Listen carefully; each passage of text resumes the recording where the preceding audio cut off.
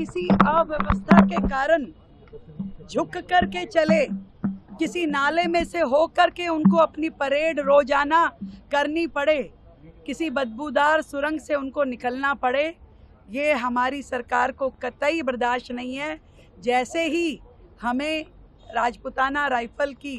इस टीम ने अप्रोच किया और बताया कि इस प्रकार से उन्हें एक नाले में से गुजर करके निकलना पड़ता है रोज़ाना अपनी ट्रेनिंग के पार्ट के दौरान, तो हमने फुट ओवर ब्रिज काम को बहुत ही संगीन रूप में लिया और उसको बहुत जल्द शॉर्ट टाइम में ही टेंडर प्रोसेस करके आज इसका शिलान्यास किया है, जो कि जल्द यहाँ पे फुट ओवर ब्रिज तैयार होगा। हमारे देश के जवानों के लिए दिल्ली सरकार की ओर से ये दिवाली का उपहार है, जो पिछले 30 सालों से उनकी डिमांड थी, जो लंबित थी, जो पिछली सरकारों में जिसकी अनदेखी हुई। मुझे नहीं मालूम कि क्या कारण था इस अनदेखी का, कि उनके लिए अहमियत नहीं थी सरकारों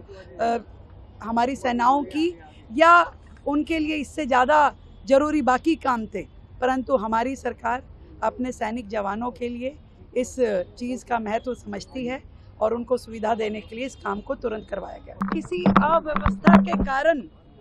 झुक करके चले, किसी नाले में से हो करके उनको अपनी परेड रोजाना करनी पड़े, किसी बदबूदार सुरंग से उनको निकलना पड़े, ये हमारी सरकार को कतई बर्दाश्त नहीं है। जैसे ही हमें राजपुताना राइफल की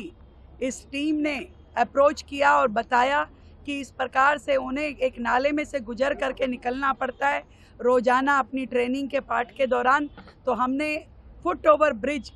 काम को बहुत ही संगीन रूप में लिया और उसको बहुत जल्द शॉर्ट टाइम में ही टेंडर प्रोसेस करके आज इसका शिलान्यास किया है, जो कि जल्द यहाँ पे फुट ओवर ब्रिज तैयार होगा। हमारे देश के जवानों के लिए दिल्ली सरकार की ओर से ये दिवाली का उपहार है, जो पिछले 30 सालों से उनकी डिमांड थी, जो लंबित थी, जो पिछली सरकारों में जिसकी अनदेखी हुई। मुझे नहीं मालूम कि क्या कारण था इस अनदेखी का, कि उनके लिए अहमियत नहीं थी सरकारों